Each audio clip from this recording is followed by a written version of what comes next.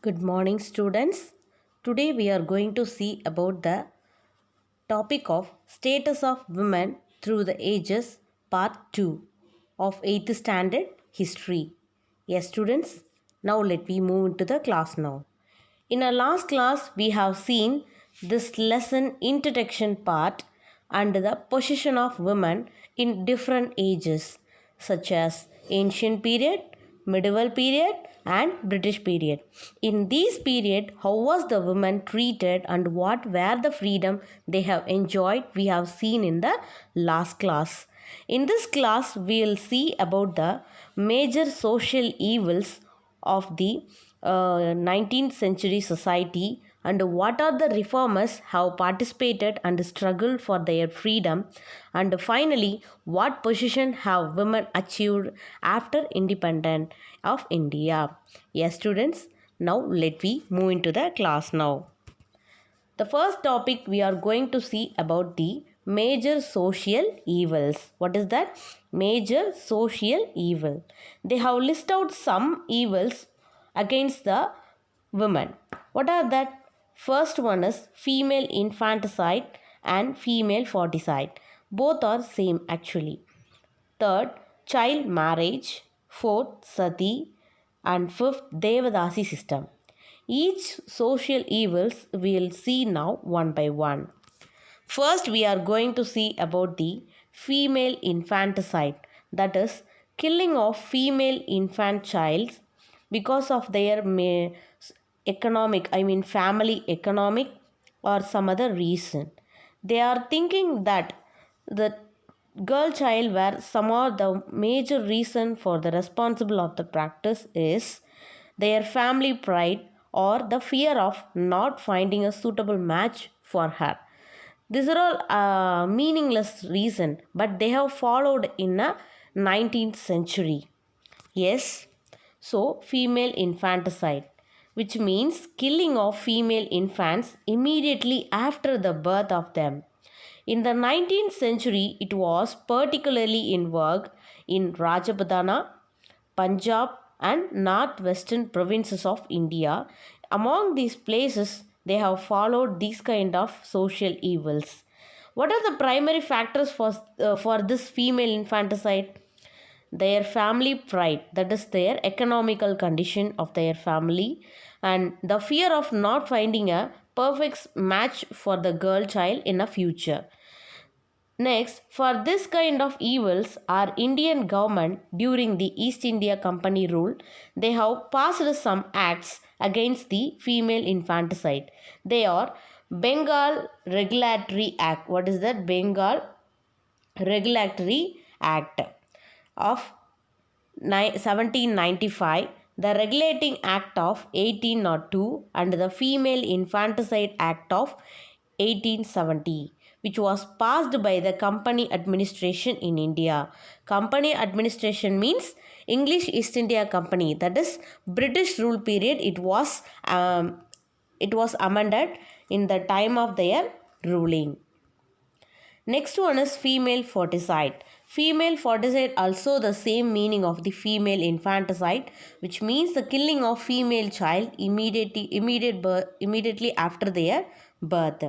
It also the inhuman practice which was held in the time of before freedom. In order to ban these female foeticide and sex determination, the government have passed various acts. By these kind of acts, they have tried a lot to stop this kind of inhuman practice among this society of before freedom in India. Next one is child marriage. That is, child marriage was mostly prevalent among the tribal areas. They have not they didn't have much awareness about the marriage. In 1846, the minimum marriageable age for a girls was only 10 years. After that, to avoid these kind of marriages, our government passed an act that is called as the Native Marriage Act, which was passed in the year of 1872. which fixed the minimum marriageable age for girls at 14 and for boys at 18. Later, it was amended in 1930. The Central Legislative Assembly have passed the Rais Sahib Herbilas Sardas Child Marriage Bill, which fixed the age for boys at 18 and girls at 14 as a marriageable age. Then it was amended to 18 for girls and 21 for boys. Still now we are following this age for marriage purpose. Next one is Sati. Sati was a social evil that was mostly prevailed in Indian society, especially among the Rajput people, which means the self-immolation of widows on the funeral pyre of her husband. So earlier it was voluntary act, but later it was forced by their relatives to sit on the funeral pyre of their husband. So how do we know that these were followed in the time? By the notes of Niccolo Conti, he have visited the Vijayanagar Empire in AD 1120 and he wrote about the practice of sati in his notes. With this we can find that Vijayanagar Empire also have prevalent the social evil of sati. So it was practiced mostly in Bengal, Western India and Southern India in the 19th century. In the early years of 19th century, sati was practiced in various parts. In 1811, Jagan Mohan Rai, who was the brother of Ram Mohan Rai, that is Raja Ram Mohan Rai, he was passed away and his wife was burnt along with him. So Raja Ram Mohan Rai was moved to extreme at the sight of it and took an oath, that is promised, that he would have cruel practice abolished by the law. So Raja Ram Mohan Rai strongly opposed the practice of sati and also he published his tracts in 1818 to 20 to make the point that the right of sati was not enjoyed by the Shastras. The orthodox Hindu opinion against the abolition was advocated by the Radhagna and Bhavani Charan Banerjee. With the effort of Lord William Bentinck, the Regulation Act was passed on December 4, 1829, that is, the Sati Abolition Act was passed with the help of the Raja Ram Mohan Rai. According to this act, the practice of sati, of burning or burying alive widow of Hindus, illegal and should be punishable by the criminal court. Next one is Devadasi system. What is that? Devadasi system. Devadasi, which means Devar Adiyal in Tamil. Devadasi, it is actually a Sanskrit word which mean in Tamil Devar Adiyal. Devar Adiyal means servant of God. She is actually the servant of God. That dancing girl dedicated to the service of God in a temple. In that temple itself, they have learnt and practiced Bharatanatyam and other classical Indian arts, traditional, and enjoyed a royal status. But later by days, it totally changed. The higher people and the royal people have ill-treated and humiliated them. So, by seeing this, Dr. Muthulakshmi Reddy, she was actually the first woman doctor of India. She dedicated herself to the abolishing of practicing of Devadasi system in Tamil Nadu. With her effort, our government, that is British government, have passed the act to abolish the Devadasi system. Especially the Madras Devadasi Act, which was passed the law that enacted on 9th October 1947. According to this law, the Devadasis is a legal right to marry and made it illegal to dedicate the girl to the Indian temples. So, appreciating her role, that is Muthulakshmi Reddy's role, she was nominated as the Tamil Nadu Legislative Council in 1929. E.V. Ramasamy Periyar also were instrumental in the passing of the Devadasi Abolition Bill. That is, bill means act. Dr. Muthulakshmi Ammayar proposed the bill to the Madras Legislative in 1930. With the continuous moral support of Moovalu Ramamirdam, Rajaji, Periyar and Thiruvika, that is Thiruvi Kalyana Sundaranar, the government was passed the Devadasi Abolition Act with the effort of these people. Finally, the Madras Devadasi Act was enacted on 9th October 1947. Next, let me see the role of social reformers who struggled for the freedom of women. They are Rajaram Mohan Roy, Ishwar Chandra Vidyasagar, Kanduguri Veerasalingam, M.G. Ranade and B.M. Malabari, Gopal Krishnan Gokhale, Periyar E.V.R. and other women reformers. Let me see these reformers one by one now. First, we are going to see about the Rajaram Mohan Roy. He was a pioneer of Indian social reform movement, was casteless crusader of Sati. He was most remembered for helping Lord William Bentinck to declare the practice of Sati a punishable offence in 1829. Also, he protested against the child marriage and female infanticide. He has supported the remarriage of widows, female education and women's right to property. Next, Ishwar Chandra Vidyasagar. He has started the movement for female education, widow remarriage and the abolition of polygamy. Polygamy, I told you already, a man married a many girl, that is called as polygamy, which was prevented in the rich people. So, he has struggled for the abolition of polygamy also. His effort led to the passing of Hindu Widow Remarriage Act in the year of 1856. For example, to be the example, his son Narayana Chandra was married a widow woman of his choice.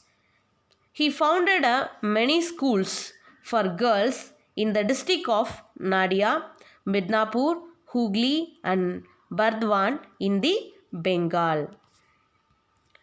Next one is Kanduguri Veerasalingam. What is that? Kanduguri Veerasalingam. He was the earliest champion in the South India of women's emancipation. He also published a journal which called as Vivekavardhini. What is that? Vivekavardhini. In a 1 mark they will ask you who have published the journal Vivekavardhini. The answer is Kanduguri Veerasalingam. He also opened schools for girls in the year of 1874 to encourage the female education. He also struggled for the widow remarriage and their education. Next, M.G. Ranade and B.M. Malabari. M.G. Ranade. In 1869, Ranade have joined the Widow Remarriage Association and also encouraged the widow remarriage and also the female education. He have started the National Social Conference for the Freedom of Women. B.M. Malabari. He is actually a journalist. He has struggled for the abolition of child marriage. For that purpose, he has published many pamphlets which helps to appeal to the government to take action against the child marriage. Next, Gopal Krishna Gokhale.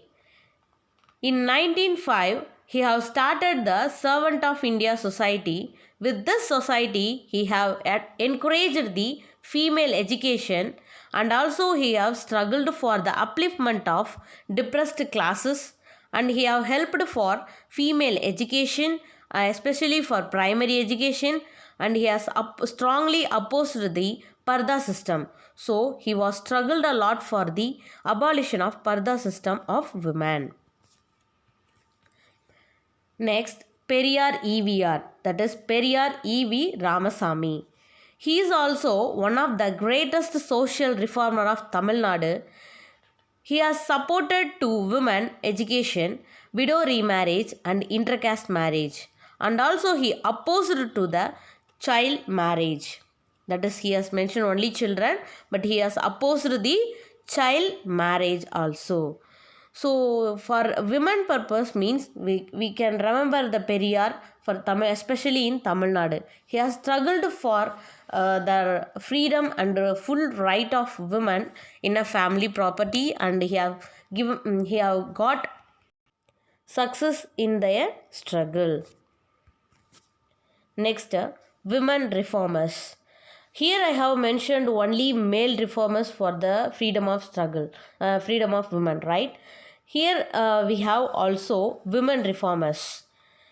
See, Brahma Samaj in the year of 1828, Pratana Samaj of 1867 and Arya Samaj of 1855. They were led by male reformers only, but there were also many social reformers of women is prevalent in India during that time. Some examples are: first one, Pandita Ramabai. She has opened a Sarada Sadan, which means home of learning, for Hindu widows in Bombay, which was started in the year of 1889. This is a school especially for the Hindu widows to learn education at the same time the works. Then after this home of learning was shifted to the Pune. Next, Dr. Annie Besant Ammayar. She has established a Theosophical Society in Chennai for the general reform purpose. Dr. S. Dharmambal, she was influenced by the ideas of Periyar, so she has supported a lot to the Periyar, and also he has struggled for women education and widow remarriage. Moovalu Ramamridam Ammayar raised her voice against the Devadasi system. Because, in her memory, our Tamil Nadu government have instituted the Moovalu Ramamridam Ammal Nenevu marriage scheme in Tamil Nadu. Dr. Muthulakshmi Ammayar also have struggled for the Devadasi system. Women in the freedom movement. Women not only struggled for the freedom of women and also struggled for the freedom of our India. Some examples are, see, Velu Nachiyar of Sivaganga, Begum Azarat Mahal and Rani Lakshmibai. Here I have mentioned only few. There were a lot of women have struggled for our Indian independence. In the freedom struggle, thousands of women came out of their homes and they have boycotted foreign goods and they have marched against the British people. And also they have received the lathi charge and court jail. Their participation in the struggle added a new dimension in the mass character of the freedom. Okay, let's see the impact of freedom movement. So, because of their freedom movement, what were the impact happened in the India?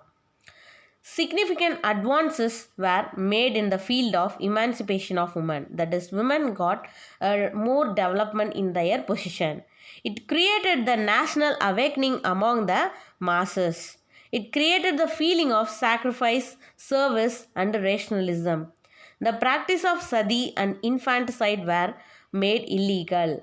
Finally, it also permitted widow remarriage. Women in independent India. During the independent time, how is the woman now? The Constitution of India guarantees equal opportunity and equal pay for equal work of women. They have provided nearly 33% of social political status of women. The national policy for empowerment of women was passed under the National Policy of Education in the year of 1986. The National Commission for Women was set up in January 1992. Its main function is to review women-related legislature and intervention in specific individual complaints of atrocities and denial of right. At present, women have participated in all the department, and also women enjoyed a full freedom in our society. How was it happen? Because of these people have sacrificed their life, and they have sacrificed their everything for the freedom of women. So we should not forget them at any time. So I hope you all have understand the concept of status of women in a different ages. Thank you, students.